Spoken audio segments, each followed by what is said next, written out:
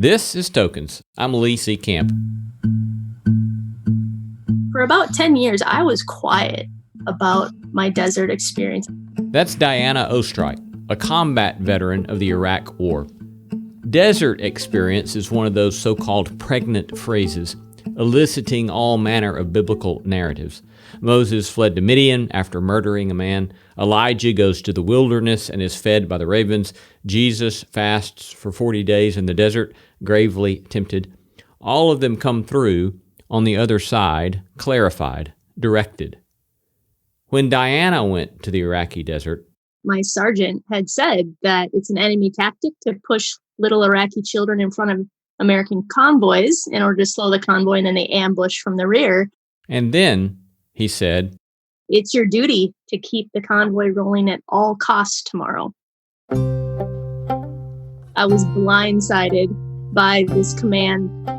That really was the night that changed the trajectory of my life and of my faith. And the unfolding months of Diana's service in the wilderness entailed seemingly impossible convictions and some wild experiences requiring immense courage. In today's episode, we discuss her time in the desert of Iraq as a U.S. soldier, as recounted in her new book, Waging Peace, One Soldier's Story of Putting Love First. Our interview coming right up.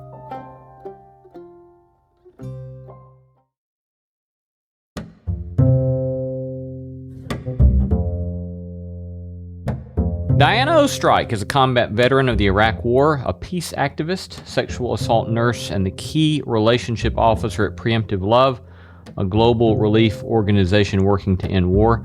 And Diana is most recently the author of a new book entitled Waging Peace, One Soldier's Story of Putting Love First. Welcome, Diana. Thank you so much, Lee. I'm glad to be here.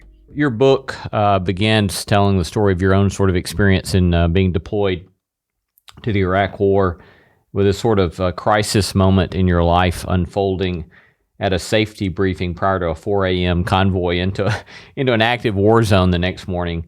How does that play into kind of a key moment in your life? Well, I think like most things that challenge us and change us forever, we don't see it coming. We 100% are blindsided by this. And that night, I was blindsided by this command that my sergeant had said that it's an enemy tactic to push little Iraqi children in front of American convoys in order to slow the convoy, and then they ambush from the rear. And he had said, "It's your duty to keep the convoy rolling at all costs tomorrow." And in that moment, all these things that I believed were true and I knew I had to do just didn't line up for me. And so it was, most things happen at night when you're all by yourself. Yeah, for sure.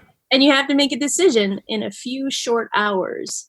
And that really was the night that changed the trajectory of my life and of my faith, and who I saw as enemy and who I refused to see as an enemy anymore. Tell us a little bit more about the particulars of the ways in which you process that, and how did you think through the yielding, submitting to what was being asked of you, and or refusing to submit to what was asked of you? Well, like most things, I was scared to speak up. So we left the briefing, and I knew I had a choice. I knew that I had been given a direct order, and there is no thanks in the military. If you don't obey orders, there are consequences. And so I went back to my tent, and I remember just laying on my cot and just crying and just asking God. I'm like, "God, help." Because I knew what I believed to be my duty, and I knew what I had signed up to do for my country, but I also could not imagine taking the life of a child. And so at one point, I just heard this soft voice that just said, "Diana, I love them too." And that just rang so true to my spirit, and it rang true to what I knew of God and of God's voice in my life.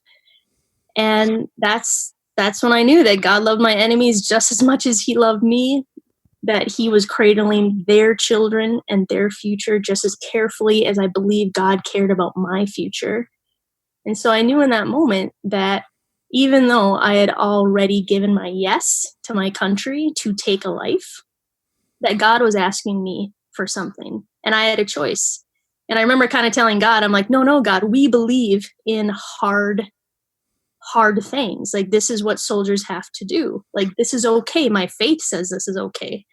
And I just remember God saying, Diana, but I love them too. And so never before had my country required something of me that God was asking me not to do. It was the first time I really felt the allegiance, where I couldn't satisfy both. Before, my country and my faith were one and the same. They never really competed. And in this moment, I knew it was kind of like one of those burning bush moments, where I think the burning bush is about us realizing that we have to make a choice. It's not God just getting our attention. We have to accept that either we will walk towards it or we will act like we didn't see it and walk on by. And so that night, I knew that I was going to have to take back my allegiance that I had already given away and signed the line of my country, and I was going to have to give it back to God.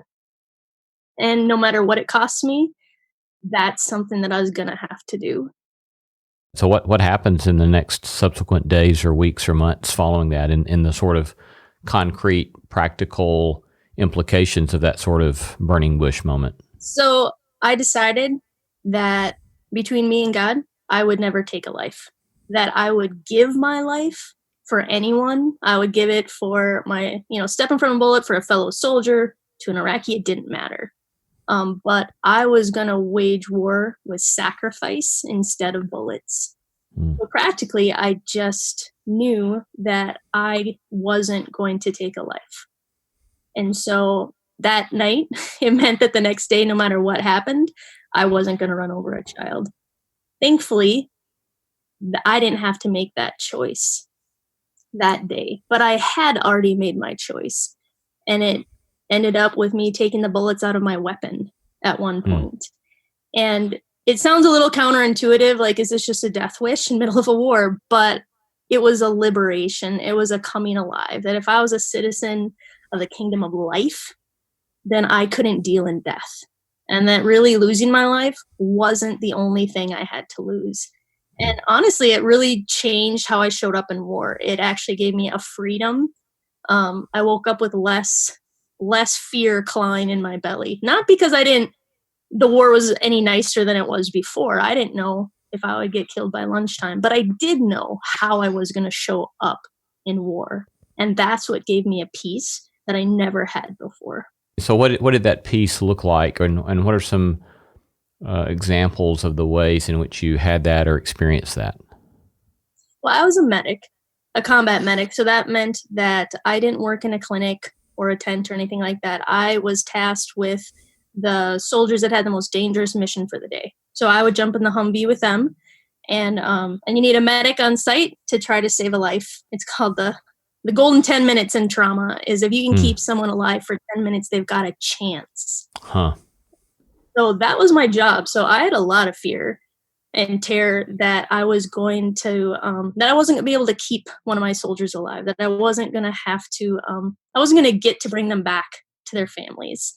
So I had fear all the time. And I was a nurse, so I knew enough to know that I didn't have enough to keep them alive in my medic backpack. But when I decided how I was going to show up in this war and who I was going to be, I feel like that gave me a peace, that I knew what I was going to give, and I was going to give my all, whether that was stepping in front of a bullet, whether that was trying to save a life no matter what the cost. I feel like something's changed to where instead of trying to protect my life at all costs and doing whatever it would take, I had this switch that felt like I had something extravagant to give away. And I think that change from fear-based to abundance all of a sudden changed the game. Pretty soon, the people I was told to see as my enemies, I kind of noticed they were just like me. They had families. They were a little scared. They were just trying to stay alive too.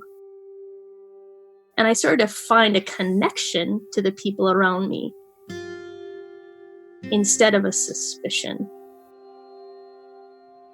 So Diana went about her work, showing up, paying attention, and one day she was out on a patrol on this kind kind of a little dirt road village. It was just this little dirt path, and there's probably like 6 or 7 little huts kind of spaced out along this road.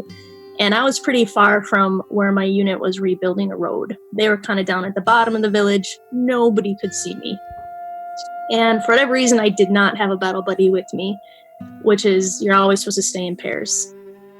And this is at a time where this is a lot of guerrilla warfare. Like just the week before, there were some soldiers that had gotten taken hostage, and we couldn't find them for a week. And all they found were body parts. So taking U.S. soldiers and not hearing from them again was a reality in my world. It wasn't just a possibility. And all of a sudden I heard this little squeak of the metal corrugated door opening.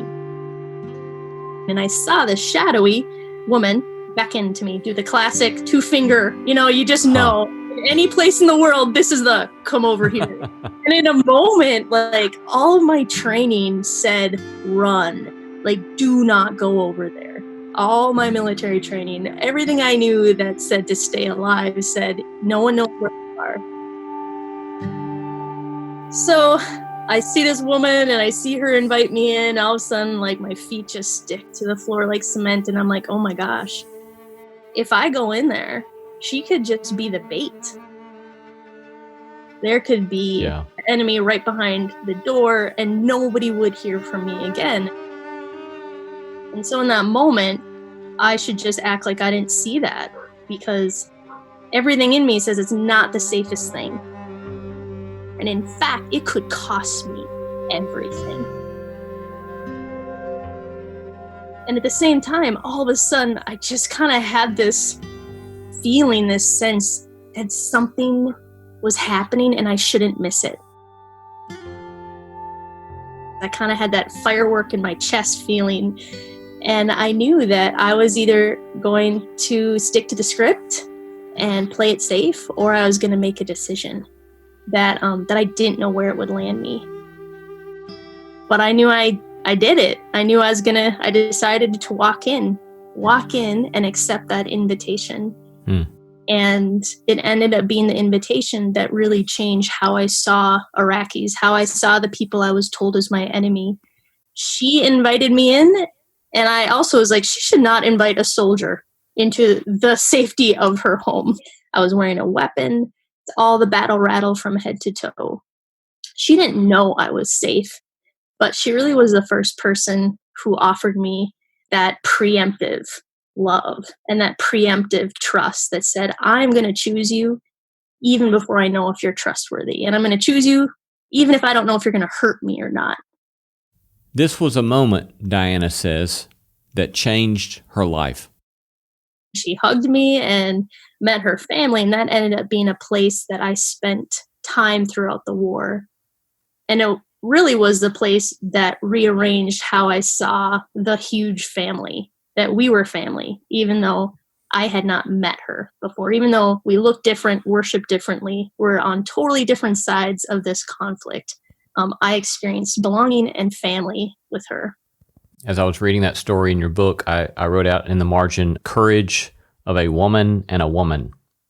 And it struck me as, I wonder if that could, I don't think that could have happened between a man and a woman in that context. I don't know, maybe, but I suspect that maybe not. And I don't know that it could happen between a man and a man, but I was struck by this profound act of courage on both of your parts between a woman and a woman.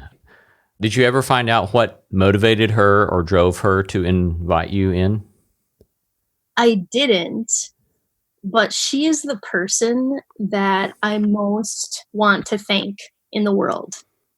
I feel like because she offered me, she just saw me as a human being first. She saw me as a woman far away from home. I was 23 years old, like baby.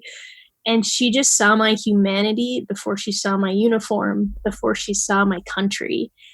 And I really believe that because of her belief, because of how she chose to be courageous with her love and fight not just for her family or her grandkids, but also for me, that's why I'm a mom right now of 2 kids who's fully alive, and I'm not bitter and I'm not really stuck in a lot of baggage that comes from war. She kind of rescued me, and I didn't know I needed rescuing, but I'm so grateful 17 years later that she offered me that humanity. She offered me a different way to see myself.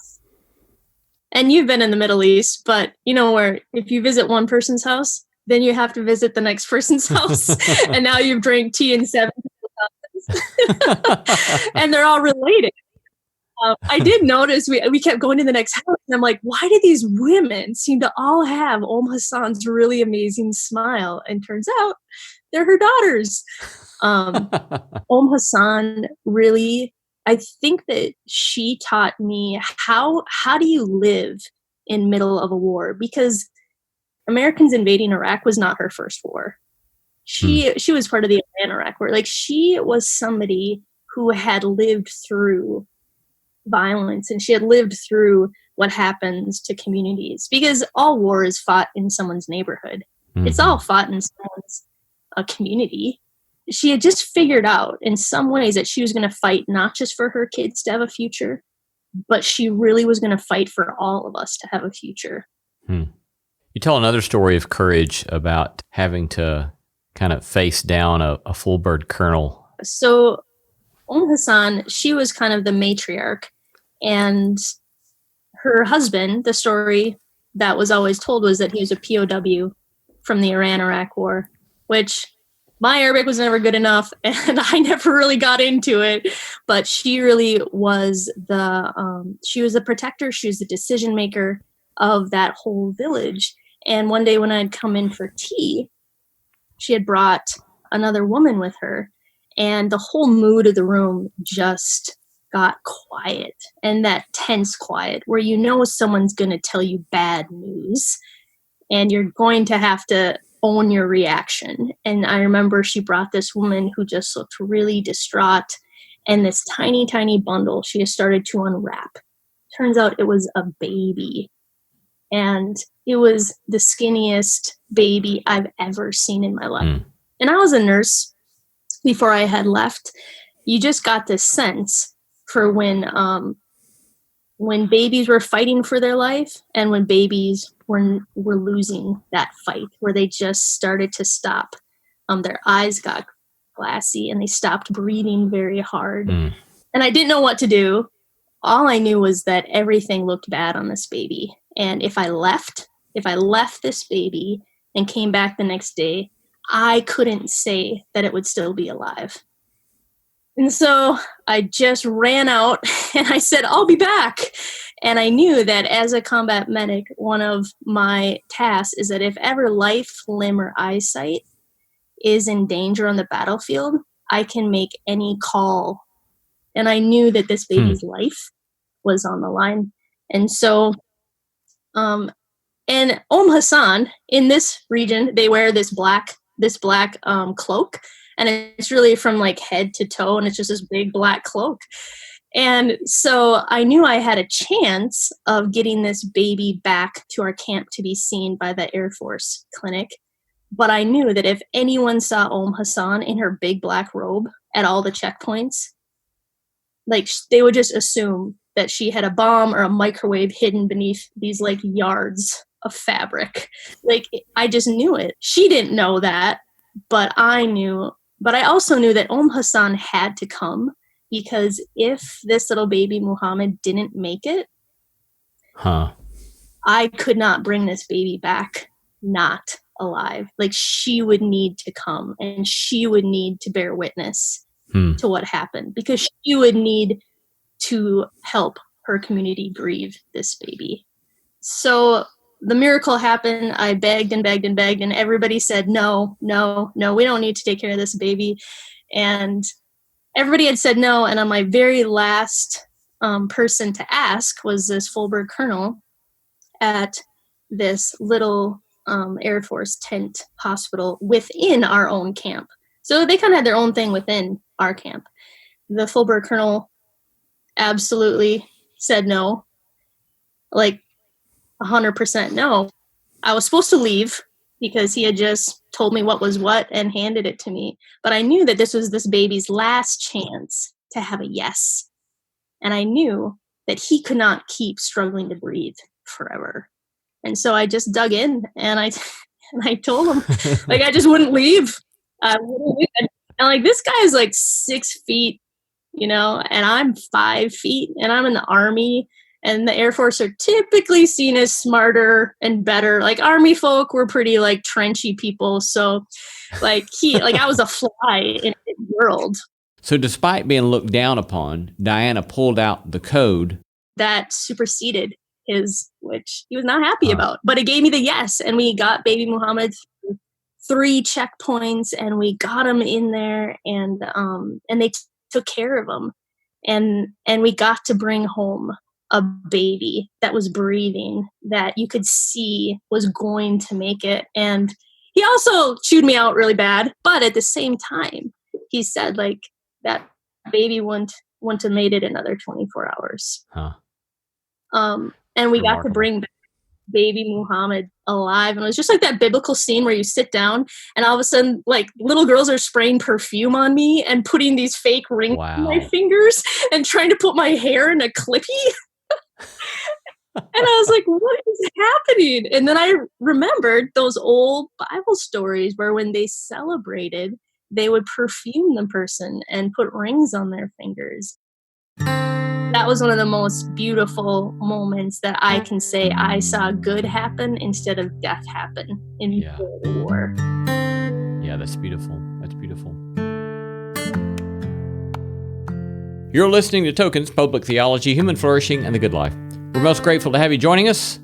Remember, you can find our links, photos, books, and related videos from our extensive YouTube channel, all at tokenshow.com/podcast. This is our interview with Diana Oestreich on her new book, Waging Peace, One Soldier's Story of Putting Love First. Coming up, we talk about the practice of courage, being a woman in the military, and Diana's work as a sexual assault nurse. Part 2 in just a moment. You're listening to Tokens and our interview with Diana Oestreich, author of Waging Peace, One Soldier's Story of Putting Love First. Please be advised that Part 2 includes discussion of sexual assault. Several times already, the word fear has been raised, and I've raised the word courage in observing these stories. So for you, what have been key ways in learning to cultivate courage? I think that one of the ways that I have stepped into courage is realizing what it's not. Because my culture says that courage is winning, and courage is powering over someone else, and courage is getting what you want or what you need. And I think in the middle of the war, I saw the things that I had always looked to courage for, that they weren't really courageous. Anybody could shoot anybody. That's not an act of courage. Anybody could be afraid and torture another person. That's not courage. Like, I started to see the things that I had always thought were courageous as pretty baseline human reactions to fear. But when I started to realize that courage was moving towards somebody who I didn't know to trust yet, that started to be courage for me. And courage was not dismissing somebody who worships totally differently than me, not dismissing their humanity, but leaning into it. That was courage for me. And then when I came back from the war, those same things changed things for me. That there were people that I just didn't notice in my community. Just totally didn't notice that people were on the margins and that violence was happening to them. But since courage now meant that I was going to see the people that I didn't before, that I was going to move towards people who violence was affecting them and their kids, that allowed me to show up with people. And now courage meant that I would show up, and it had nothing to do with agreement. I would stand alongside people in pain. That's now what courage meant to me. And so I think the way that it changed for me was that my commitment to what was courageous absolutely changed for me from what I really saw growing up and what my culture thought was courageous. I find that I see more courage, and it actually gives me more courage to show up the next time when things seem overwhelming And the next time somebody says, we're scared, will you come listen to us? Yeah. And it seems too that you've had lots of opportunities to continue to observe things from a sort of minority perspective, in the sense that you're seeing a lot of these things as a woman in the military and your work as a sexual assault nurse. And both of those would seem both simultaneously doing such courageous work and further training in such courage. What are some of the kind of things you've learned and observed from that perspective? Well, I was a woman in the military a good 17, 20 years ago, which I think everybody looks at things and they're like, how it is now is how it's always been. Mm-hmm. And it wasn't for me. When I joined the military, no one told me that the military hated women, that it had come down from Congress, that women were now going to be included and they were going to desegregate basic trainings because we're going to train the way we fight. And there's a lot of history and a lot of culture and a lot of male culture that is humiliated. Like, they're the warriors. They're the ones who go off to war. They're the ones who sacrifice their country. They're the ones who get the valor. And if a girl can do what they can do, somehow that is like humiliating. And they ain't happy about that. Yeah. So one statistic I'll throw out for you just to give an overview of women in the military is they found that over half of all the women deployed to Iraq and Afghanistan, over half of them were all sexually assaulted by fellow soldiers in their chain of command. A half? Over half. Oh my goodness. Which means that is a culture. And I do think that because the military, we learn how to wage war, we learn about weapons of war, and assault and rape are historic weapons of war. And this is not just against women. Men raping men is a way to humiliate and dominate.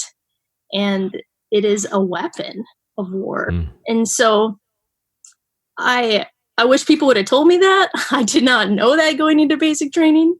So being a woman in the military was the first place that I started to get a taste of what would it feel like to be, and not just a minority, but someone who is not welcome here. Like, some bigwig in Congress said that women could now train with men in basic training.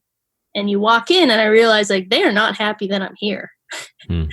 And I remember one time it was Martin Luther King Day when I was in basic training, and they offered that we could fall out of our formation and go to this service, and just anything to get away. Like, we always went. If there was anything you could do, you did it.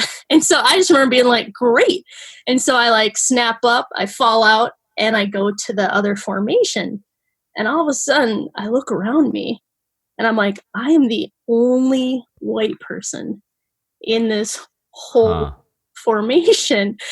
And I just got this icy feeling, this fear. And I was like, oh no, like, what if this isn't for me? Like, I'm not supposed to be here. And I didn't even know it because I'm from Minnesota and I don't know things. But I remember I was just frozen. And one of my battle buddies, she was African American. She just leaned over and she's like, Diana, this is what we feel like every single day. And I've never forgot that feeling of nobody wants me here. And I don't know that I'm supposed to be here. And I'm just hoping that no one calls me out and tells me to get out of this formation and I don't belong. So that was really the first time that I started to get a taste of what did it feel like to experience a bit of being a minority. What's it like to be in a place that was barred? Women weren't allowed to be in the military. Even when my mom served, she served as in the Women's Army Corps. They wouldn't let them be in the military. So that's the first place I really started to be exposed to understanding racism and what's it feel like not to be safe in your own body, and what's it feel like to have to kind of pay to be there. Like, you don't get the same protections of the rules as everybody else because you're not really supposed to be here. So you have to take it if you want to be here. Yeah. Other lessons learned from working with victims of sexual assault? One of the things that I knew was that I had been part of violence in the Iraq War. And then when I'd come home, I was really committed to unmaking violence. And so that's how I started working with preemptive love. So I didn't want to just unmake violence where I waged war in Iraq, but I also wanted to unmake violence in my own city, which led me to signing up to be a sexual assault nurse. And so as I showed up in the emergency room for women and kids and everybody who had been assaulted, one of the things that I noticed was that 95% of the kids and the women and the boys were all minorities. And my city is over 95% white. So I'm like, this just doesn't make sense that this is who I'm seeing. And then one of the things that I learned about sexual assault is that perpetrators choose victims who they know that society won't believe. They specifically choose people who society sees as not valuable, as not trustworthy, as kind of a problem. So that's why they choose kids, because society doesn't always believe that kids can tell the truth. That's why people who have Down syndrome, they're 7 times more likely to be assaulted. Why? Because society doesn't believe people with disabilities, though they should. So I started to see women and women of color just be the primary group that was being targeted. And I think that was probably one of the most heartbreaking, like truly hard things for me to accept, was that my culture, by their biases, by how they saw people, like if you had any type of addiction, if you had any type of this, perpetrators chose those people because they would be seen as the problem, or they wouldn't be believed by the police. So knowing that our prejudices and our racism and how we see people with different abilities and the young, that those actually made them more prone to violence, that was a game changer for me. Like, it's just kind of this like hierarchy of who is seen as valuable in our culture. And knowing that I was seeing more violence be targeted towards this group. Also the unsheltered, if you're homeless, they were being targeted. And I feel like that was the worst education that I desperately needed. It's still hard for me. Yeah. To accept. So you come back to the United States after your deployment with this sort of revelatory experience and change of conviction. What was your experience as you would begin to share your convictions about nonviolence or peaceableness back in your home context? Well, I didn't for about 10 years because I had come home from war before they had really talked much about decompression or PTSD. Like, I had been in war over a year and we came back, and in less than a week, they had sent us back to our homes, back to our cities, back to our colleges. So I knew, because I had come from a faith culture that saw peacemakers as people of poor character and people who didn't understand sacrifice and didn't love America. I knew that it was kind of a dirty word. And so for about 10 years, I was quiet about my desert experience. I was quiet about laying down my weapon because I knew that if I told the people, my family, people in my faith community, I knew that it would cost me belonging, because I knew that my group saw peacemakers as other. Believed in nonviolence, you were other. You were no longer part of the us. And I just really needed to belong. I needed it. So I was quiet. So up until probably 4 years ago, I started working with preemptive love. And they're like, oh, I think you should tell your story. There was a speaking event, and I was like, are you sure? They're like, yeah, you should. And I realized that that was my very first time ever writing down what had happened in the war, ever writing down how it actually changed and what I actually did. And this was 13 or 14 years after it happened. Oh, yeah. Yeah. Yeah. Huh. So I'm telling it on a stage at this chapel speaking event. And some students afterwards are like, whoa, because I'd said I'm a 3rd-generation Army veteran. And they're like, what does your family think about your story? And I was like, I don't know. You're the first to hear it. Well, it's on iTunes. So that was my first time talking about it. And I know that I create a lot of tension for people because as a soldier, they may really respect me. But when I say I'm a peacemaker too, then they're like, oh, I don't know what to do with you. And then when I talk to people who believe in nonviolence, they also think that's great. When I mention as a soldier, they're like, how could you? So I live in a tension, but I do believe that every time we talk about war, we should be talking about peace. And then it's not disrespectful to soldiers to talk about peace. And in fact, if we really honored soldiers' lives, we would be working for peace like their lives depend on it. Yeah, which they do, right? They do, but the only pushback I've ever gotten is always in churches when I talk about nonviolence. And it's always an allegiance issue. They're like, well, how are you loyal to the troops and saying what you're saying? And I'm like, I am the troop. Like, I'm standing in front of you. But I understand that tension. Like, I live in that tension of being someone who believes in nonviolence and knowing that that feels like betrayal to some people in my life. That I won't put my country first. I won't put anyone first, except for this Prince of Peace. Mm-hmm. This way that I believe that is the new way to live. Years ago, when I was a rookie faculty member and came into the community I'm proud to be a part of now, there's a full colonel, lifetime military career man.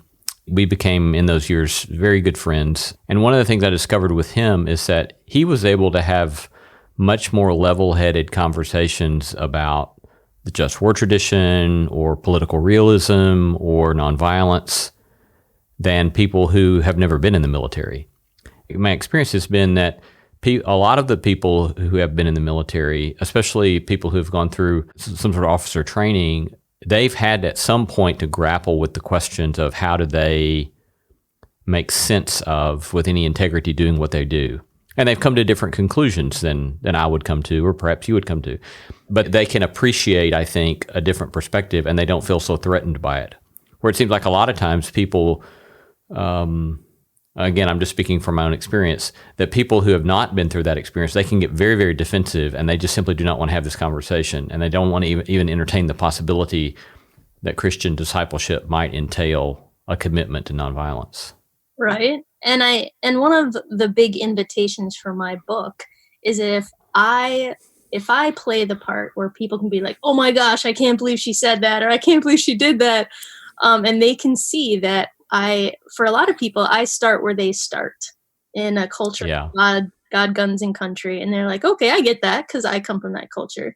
And they can also see the invitation to live differently and to love differently and not leave yourself behind. You don't have to leave who you are. I wasn't a bad person. I didn't become a good person. I'm the same person, but I was given a greater invitation to love my neighbor in a practical sense. So I hope it's an invitation for people that if I as a soldier can wrestle with this, if I as a soldier, and I'm just going to say it, combats is different. Like, there are combat soldiers and there are other soldiers, and it is not the same experience. And I believe that that's just a truth, and that it's okay that we accept that there is a difference in experience. So as a combat veteran, if I can wrestle with these things, then I think it allows other people to come to the conversation without defensiveness, because they don't have to be worried they're going to offend the troops, because I am the troop. Yeah. And I'm bringing up the conversation. And I also want really good thing for veterans. I want them to thrive. I think a lot of veterans have been suffocated. Like, they can't tell about their story if it doesn't line up with the movies other people have watched. Yeah. And for them to be healthy, whole, and thriving, people are going to have to let them tell other stories. They are going to have to honor that veterans themselves have different opinions after experiencing combat. And I hope that that is an invitation to love the veterans in your life differently, to listen to them differently, to offer them that they don't have to line up with your politics or your opinions. And you can still honor them. Preemptive Love, you want to share a little bit about the work that you all are doing in the world? Yeah, Preemptive Love, we started in the middle of the Iraq War, 2007 in Iraq, knowing that there's so much violence between the countries of Iraq and America, and that we can take people who have experienced violence from each other and we can create new stories. And so we really want to end war, and that means we have to start to talk about the ideas that lead us to war. Because I think at this point in time, they say America's only not been in a war for 16 years. And so I think we haven't even really tried peace. And I really have a vision I have a dream to give my sons something different than a war. And that means that we're going to start having conversations. We're going to start thinking about our ideas of how do we end up handing every generation a war. And what could it be like if we didn't hand them a war that they would carry? And maybe carry themselves and maybe their friends and family. But that really decimates a generation. It's a painful thing to carry. They can learn more about Preemptive Love at preemptivelove.org. Yes, very good.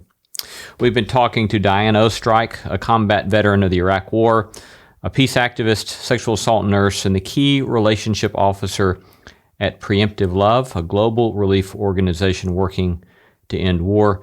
And we've been talking with Diana about her new book, Waging Peace, One Soldier's Story of Putting Love First.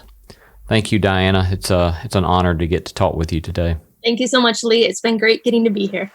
Thank you.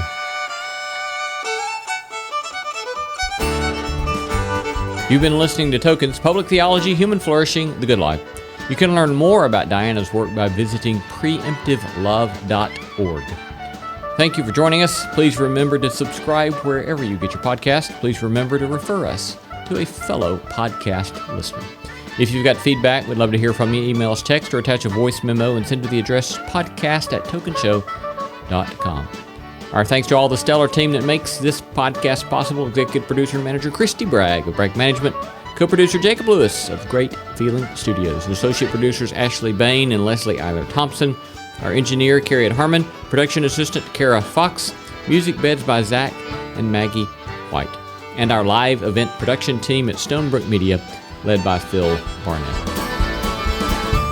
The live performance of Angeline the Baker was taped in Lubbock, Texas by our most outstanding Horeb Mountain Boys. That night in Lubbock, our ensemble included Jeff Taylor, Chris Brown, Jake Workman, Tyler Summers, Scott Mulvihill, Ashley Bain, and Stuart Duncan.